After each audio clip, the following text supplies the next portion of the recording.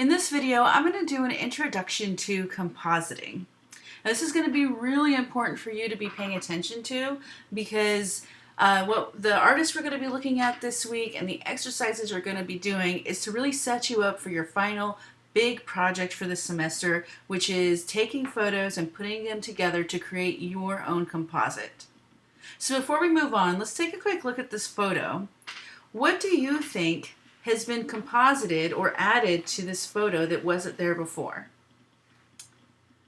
Do you have an idea yet? Well, it's actually the fiery explosion. KFC did this hilarious advertisement campaign where they used their fried chicken as fiery explosions. Let's take a look at a couple more. So we have them with a race car. We have one as a background for like some Power Rangers. And even by desaturating it, they were able to use it as like a fiery plume for a volcano. So this kind of goes to show you that if you use your imagination and your creativity, you can really use photos of objects in unexpected ways. Okay, so what exactly is compositing? Compositing is when you use two or more images to create one image. So for most of this semester, we've been focused on enhancing images. But one of the greatest features of Photoshop is being able to bring in different photos together to create a brand new image. Now, compositing wasn't born with Photoshop. It actually has been done since the beginning of photography. Photoshop has really just made it easier to create photo-based images that are not possible, whether because of reality or expense. So, for instance, if we went back to one of these over here, if you wanted to have a fiery explosion behind your friends or something, you might not have the budget to be able to do this. But with Photoshop, you can get an image of a fiery explosion, or in this case, fried chicken, and add it behind them. So whether you don't have the money to actually do it, or it's just not a reality in the location, you can, and with Photoshop, create these amazing images. Now, attention to detail and study of light is so important to really sell these composites. I've talked about selling composites before, and if you remember back when you guys did a few weeks ago, we took a photograph, added a frame to it, and then added that to a living room. That is like a composite, okay? So we can totally do it, but we do have to remember to think about light and details to really sell the composite and make it look realistic. And it's really similar to the considerations a painter would make when creating a realistic painting. So, there are some things you do need to consider when you're compositing. The lighting. The lighting should be the same on all parts. So if you want to, let's say, make your cat look gigantic and make them look like as big as your house, if you take a photo of your cat and the light is hitting them from the right side, but the light for your house is hitting it on the left side, that's not going to work out. You need to make sure the lighting is coming from the same direction. And if you remember back when we talked about portraiture, whether the lighting is like direct or diffused. Also, we have the point of view.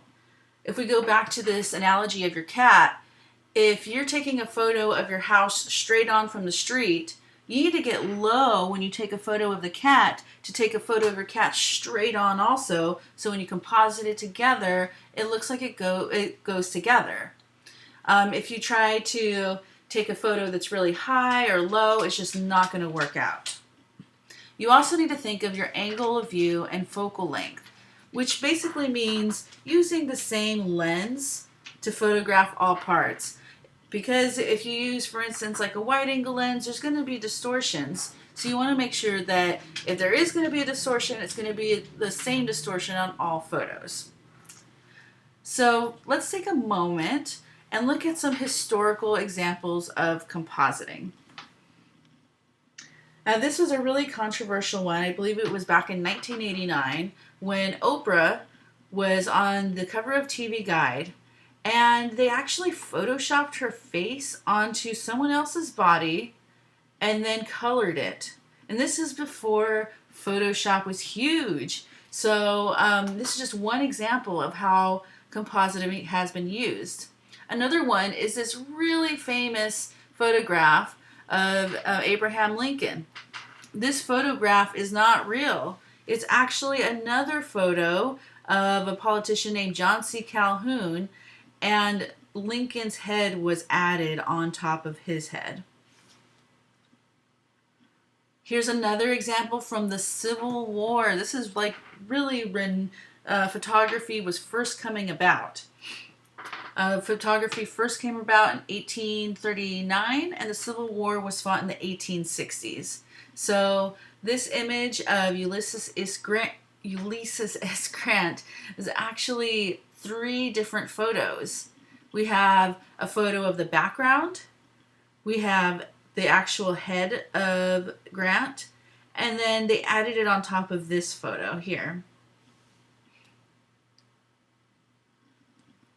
Even just adding backgrounds is huge. That's also considered compositing. And a lot of photographers do this. Maybe they don't happen to get there on the greatest day and they can't go back or whatever. So they take a sky from another photograph and add it to their background. But again, you have to have the same type of considerations of lighting, point of view, and angle of view. Political reasons have been a big reason why composites have been used in the past. For instance, here's a photo of Stalin, and here was someone that was one of his commissars, but eventually he went, what they say, out of favor with Stalin, and Stalin wanted him taken out of photographs. Stalin knew the power of photography and how it affects history, and so he basically erased him from history books by taking him out of his photographs. So, as you can see, there are some really fun, creative ways to do this, but there's also really bad ways to do this, and we might call this misinformation, propaganda, or lately the term is fake news. So watch out for that and think about that when it comes to Photoshop ethics. Now, Jerry Uelsmann is a phenomenal photographer who's been doing compositing without Photoshop for over 50 years. Here are just a couple of his amazing images where he's taken this house and made it look like it's actually part of this tree growing out of the ground. He's taken multiple figures and added them to create his own artistic compositions. Same thing with this, adding this picture of a woman with this really creepy looking staircase and then all of this background stuff happening. And he did this without Photoshop. If you're interested, you can come back to this lecture and watch this short video on exactly how he does this in the darkroom. We also have darkroom classes at City College, so if you're interested in film photography and maybe even doing stuff like this without Photoshop, we do have the resources to do that. Now this week we're going to be looking at some contemporary examples of compositing, and today we're going to focus specifically on Aaron Nace, who is personally one of my favorite Photoshop YouTubers. I would definitely recommend that you look up his tutorials on YouTube. So here are just some examples of some of the photos he combines to create his composites. So you can see we have multiple shots for the shoot. This girl is sitting here, and he wanted to make the shoot of all of this water coming down and hitting her down on the staircase.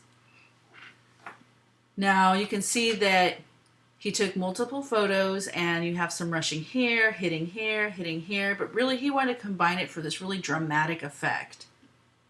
And he did it just like this by taking all those photos, pulling them together, and basically using masking to show the parts of each photo that he wanted to combine for this one photo. Here's another example where he has this woman and she's sitting here on this stool, and he wants her to look like she's hanging from the ceiling from her hair, but the actual action of sitting on the stool didn't really help out what he was trying to do. So he has multiple images, which he then pulls together using masks to create this look.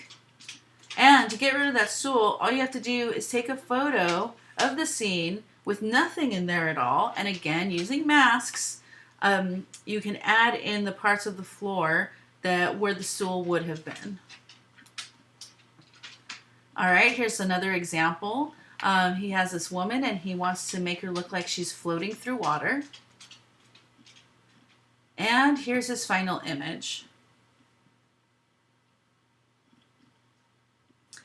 This is a scene where it's supposed to be kind of like a Mars looking photo, or maybe a distant planet.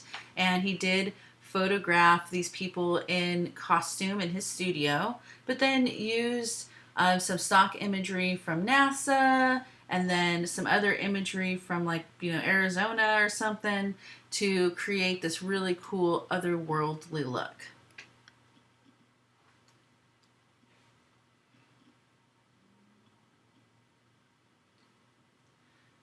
So after you're done with this video, you're actually going to watch Aaron Nace talk about his compositing. And when you watch that video, you're going to start it at the 41-minute mark to get really the big tips for your project. But if you would like to watch him talk about these images, you can go ahead on your own time and watch all of the video before the 41-minute mark. Now, I just want to reiterate some of the most important parts of his talk, which is breaking down his process for creating composites into 3 main steps. He does a sketch. He makes a sketch of what the final composite will look like, and this doesn't have to be super fancy. It's just to kind of help you visualize what photos you need to make it happen. He finds the images or shoots the images he's going to be using. So this is when it becomes essential to pay attention to the lighting, whether it's direct or diffuse, and the direction of light, the point of view, high, straight, on, or low, and the angle of view or focal length, like wide angle lens, normal lens, or telephoto lens. And then the last step is merging them all together, bringing the images together in Photoshop using selections to create layer masks, adding light, color, and shadows to the different elements as needed. So again, once you're done with this video, make sure you watch Aaron Nace's process for this. It's going to really help you out with your final project.